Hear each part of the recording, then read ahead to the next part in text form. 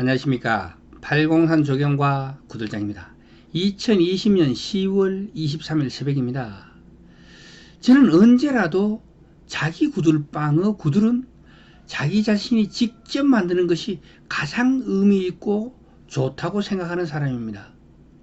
그런데 제가 설명한 부분을 잘 이해하지 못하시는 분들이 계시는 것 같아서 다시 설명해 드리는 시간을 갖겠습니다.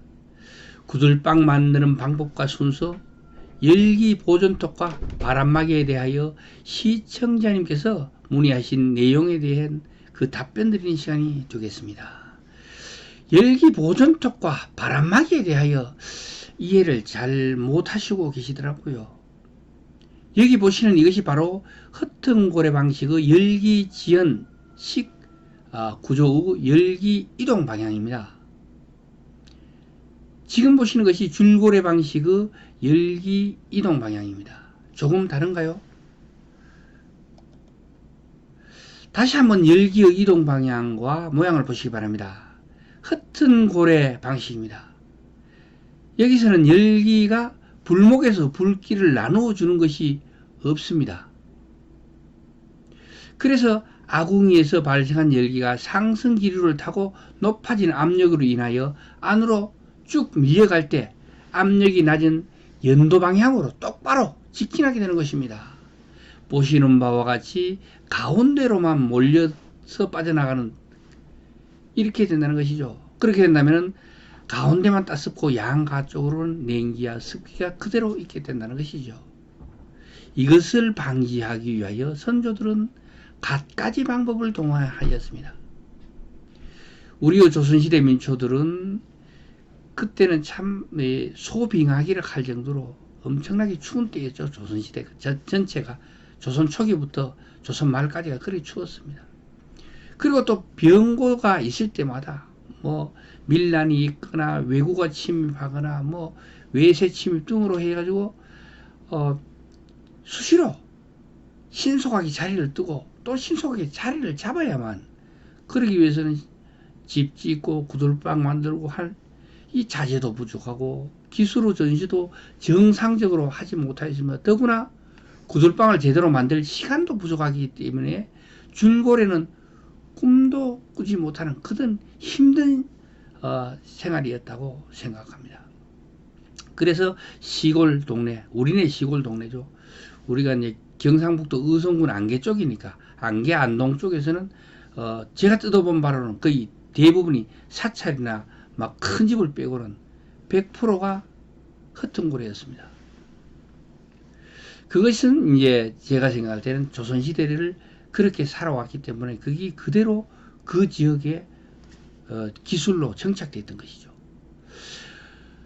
허튼고래는 보시는 바와 같이 불길을 골고루 퍼지게 할 구들장인만의 방법을 가지고 있어야만 하기 때문에 불문을 양쪽으로 벌려서 만든다거나 또는 불문 앞에 가로막이를 막아가지고 불길이 가운데로 들어가지 못하고 양쪽으로 퍼져 들어가게 한다든가, 안 그러면 불길을 땅속으로 깊숙이 만들어 넣어가지고 거기서 방 가운데서 사방으로 퍼지게 하는 등, 그리고 연도를 여러 군데 두는 등, 하여튼 여러 가지 방법으로 이 불길을 나누어 왔던 것입니다.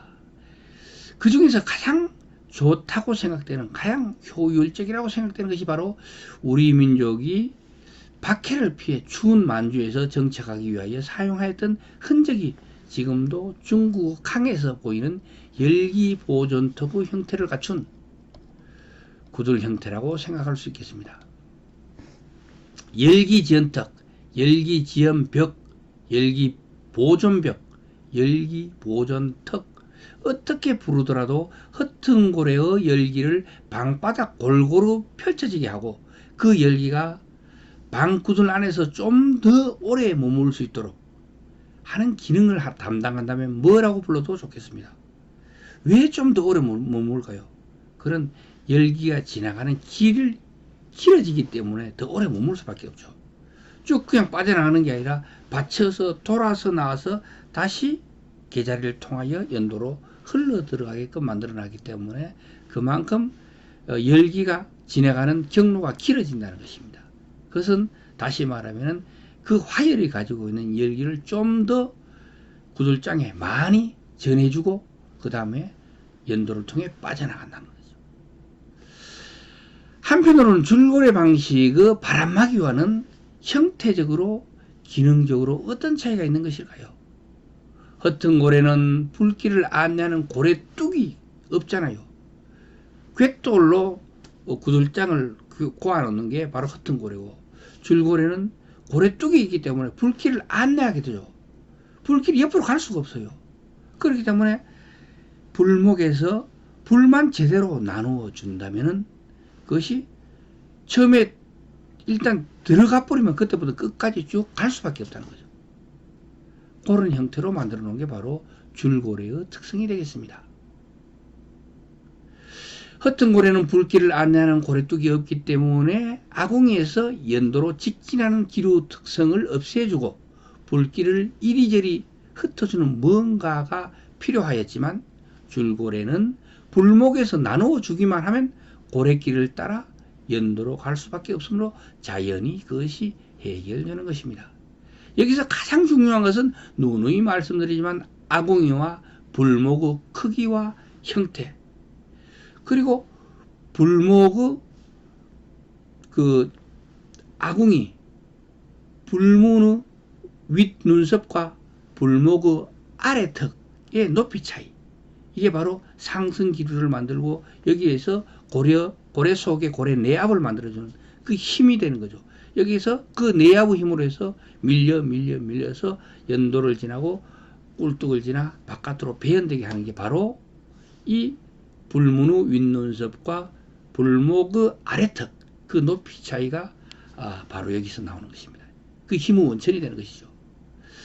이것들이 그러니까 아궁이와 불목의 크기와 불목의 형태와 불문의 윗눈썹과 불목의 아래턱의 높이 차이가 이 세 가지가 조화를 이루어야, 그러니까 아궁이가 뭐 지나치게 크게 되면은 불목도 그거 맞춰가지고 커야 되는데 고래가 작아버리면 어떻게 되겠어요?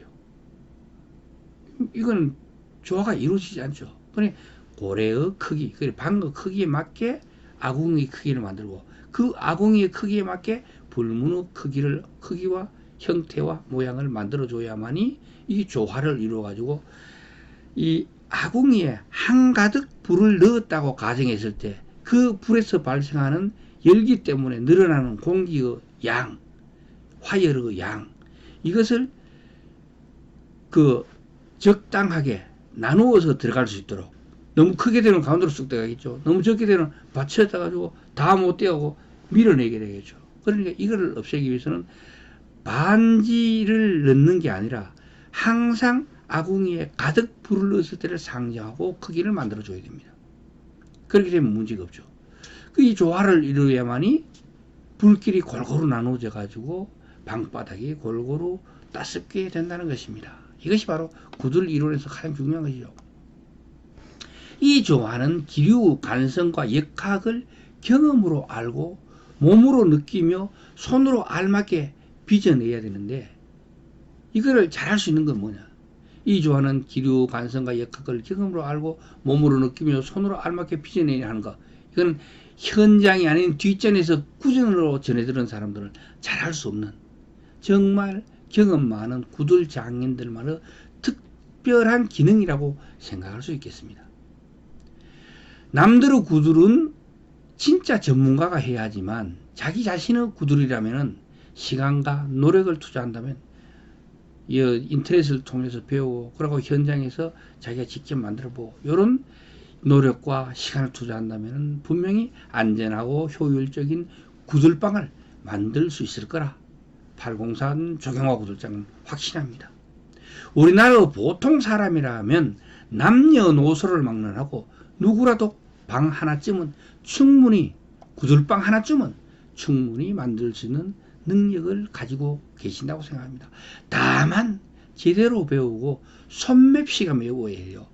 손이 맵시가 맵시모한 사람들은 똑같이 만들더라도 구멍 숭숭, 그리고 구조적으로 흐트러지기 쉽고 손을 밀어보면 부서지는 거죠. 왜냐하면 손이 매워야 이 흙은요, 이 쇠는 달구고 때릴수록 강하고 질겨진다 하잖아요. 흙은 사람 손이 제대로 반죽을 해줘야 되는 거죠. 바를 때도 제대로 발라줘야 되는 거예요. 이게 바로 손맵시입니다. 제대로 보여보고 손맵시가 맵게 한다면은, 그런 전제가 된다면은, 저는 분명히 남녀노소 누구라도 시간과 노력을 투자한다면은 충분히 자기 방은 따뜻한 걸 만들 수 있다고 확신합니다. 허튼고래와 줄고래는 장단점이 분명하여 지역과 지형과 집안, 그리고 지부 구조와 형태에 따라, 그리고 사람의 개인 취향에 따라 다르기 때문에 줄고래가 좋다, 허튼고래가 좋다, 어떤 게 좋다고 이 판단해 주는 것은 섣부른 것이라고 생각합니다. 그러니까 다 다르죠. 어떻게 놓더라도, 그러니까 허튼고래를 놓든 줄고래를 놓든 허튼고래에서 뭐 열기지연턱을 만들든지 안 만들든지, 어떻게 뭐 퍼지게 하는 뭐를 만들든지 안 만들든지 간에 완성도가 높은 구들이 더 잘 나온 구들이라는 것이 팔공산 조경화구동장의 평소 소신입니다. 오늘은 허튼고래의 열기지연턱과 줄고래의 바람막이에 대한 시청자님의 질문에 대한 답이었습니다. 이해는 좀 하셨는지 모르겠습니다. 부족한 부분이 있다면 직접 몸으로 부딪히며 제가 올린 영상들을 다시 한번 꼼꼼히 시청해 보신다면 좀 더 구들에 대한 이해의 폭이 넓어질 것이라는 걸 말씀드리며 오늘의 이야기를 마무리할까 합니다. 앞으로도 시청자님들이 필요로 하는 한 구들방에 대한 팔공산 조경화 구들장의 경험과 노하우를 계속해서 공유하도록 하겠습니다. 지금까지 팔공산 조경화 구들장이었습니다. 끝까지 시청해 주셔서 대단히 감사합니다.